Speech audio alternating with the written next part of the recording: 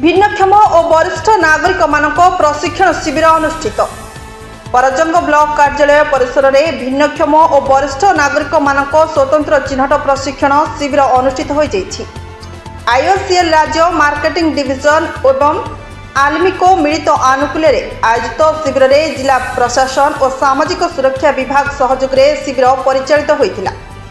Block अध्यक्षा शर्मिष्ठा दलबेहेरा, जिला परिषद सदस्य निराकार प्रधान और ब्लॉक वीडियो सौभाग्य कुमार बेहेरा शिविर में उपस्थित थिबा बेले आईओसीएल डाक्तर जितेंद्र कुमार साहू और ढेंकानाल एसएसएसओ खगेश्वर सेठी शिविर में जोगदे ब्लॉक विभिन्न पंचायत मानक आसिथिबा 159 जन भिन्नक्षम और 21 जन वरिष्ठ नागरिक मानक चिन्हट प्रक्रिया करथिले।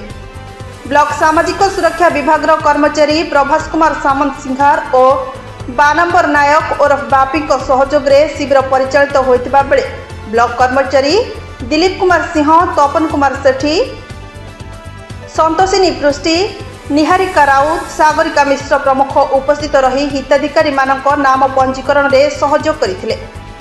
शिविर में समस्त ब्लॉक कर्मचारी उपस्थित रही सहयोग करथिले। ब्लॉक समस्त भिन्नक्षम और 60 वर्ष ऊर्ध्व वरिष्ठ नागरिक मानक चिन्हट करा जाई परवर्ती समय से सरकार पक्षर विभिन्न प्रकार आनुषंगिक उपकरण गुड़िक बंटन करा जिवो बोली जना पड़िछि। ब्यूरो रिपोर्ट, ना ओडिशा।